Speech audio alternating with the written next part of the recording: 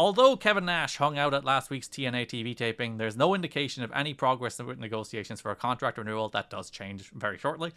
In fact, the old booking committee feel they were taken for a ride and have egg on their faces because in the end, egg on their face? Yeah, his name is Egg now. Is that his actual name? No. Okay. But that is what we are referring to him as. Because he is very bald. Yes.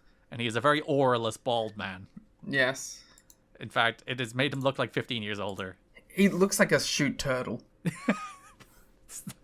Sure, yes. Not a worked one. A shoot turtle. Yeah, a real turtle. Not a fake turtle.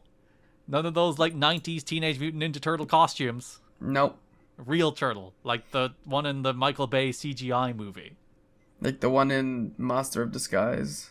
Uh-huh. Is Shota Umino turtley enough for the Turtle Club? Yes. But the old booking committee feel like they have egg on their faces because in the end he made fools of them. The theory with Nash among those who liked him and believed he really did want to help TNA... They're all talking like it's a foregone conclusion. Is that he got so frustrated, Liam, with the bad booking in TNA and the lack of any push of Chris Sabin during the weeks his vignettes with Alex Shelley were airing, that he just gave up doing the company any favors because he saw they were too incompetent creatively to make it worthwhile. That's why he didn't put him over, Liam. He also forgot about all of the copious injuries he suffered that prevented him from working. Yeah, when he was lifting the thing out of his children's toy box or whatever. Yeah, it's just bad timing. Sure. I do love that as an excuse, though. It's just like, they were not booking Chris Sabin enough for me to do the job to him. I'm actually defending Chris Sabin by not losing to him. Mm-hmm.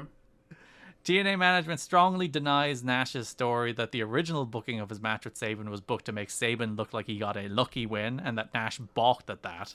Nash's contention since this fallout seems to be that he wanted to do it right, but the booking team was so scared he'd say no to anything that made sense, but also put him in a position to have to put Sabin over convincingly, that they proposed the weakest scenario possible, hoping he'd at least say yes to that. And once again, instead of going, hey guys, I'll just lose to him, he's like, no, I can't lose them, it's not worth it. Kevin Nash, he wants to take that cradle shock. He does. He wants to eat it on his head clean. Mm-hmm. One high-profile X Division wrestler says reports that there was heat on Nash among X Division wrestlers are completely blown out of proportion. He said Nash was cool all along with everybody, but when he didn't show up for the pay-per-view, people just shrugged their shoulders and didn't really care because nobody felt at that point Nash doing a job would have meant anything anyway for a variety of reasons. It was what it was, and by that point, it didn't matter anymore to anyone. That's so funny. Nash must be the coolest guy on earth. Yeah. Because objectively here, he fucked over Chris Sabin by goofing him around for 3 months and then not losing to him. And everyone's like, that's just Kev being Kev. He's a cool dude. They're like, yeah, but he has immaculate vibes. Yeah. Have we considered the vibes?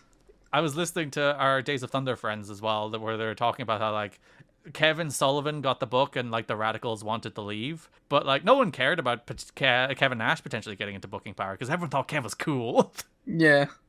Kev was their friend, you see. He's always their friend. He might be the best politician of all time because, yeah. Not only, did he work himself into great positions, but he made everyone feel good about it. Yeah, that's the thing. His aura too sick. What can you say? Because, Hogan could politic himself into any money-making position, but people would fucking hate him for it. Nash could politic himself into any money-making position, and everyone would think he was a hero. Yeah, because he is a hero. In a move that puts an end to any talk of a DX versus NWO feud, which I didn't realize was a thing people were talking about in 2006. Shit. But Kevin Nash re-signed with TNA. 2006 DX versus 2006 Scott Hall and Kevin Nash? Fuck. It's the dream, Liam. Oh, bro. And you can add Sean Waltman and Hulk Hogan to make it a 6-man tag. Well, yeah, but Waltman could be which side is he on? It's devastating news. Think of all the comedy skits DX could have done about how the NWO were old. They could have put their faces up so many Big Show's assholes. Oh, it would have been cinema, some might say. They could have dropped black and white goop from the ceiling on them. Exactly. Nash could have been slightly out of it. Yes, slightly off position. In what is still one of my favorite wrestling clips of all time. His contract had expired right after he didn't participate in his scheduled pay-per-view singles match against Chris Sabin. He will now conclude his X Division storyline, which ended midstream when his deal expired. He is still limited on what he can do in the ring.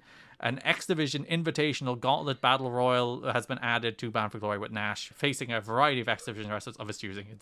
He's not in the match. He certainly does do that. He does face 20 X Division wrestlers. Which again, people would have hated because he would have beat them all. Yeah, he would have beaten D-Ray 3000 and we would have raged. Mm-hmm.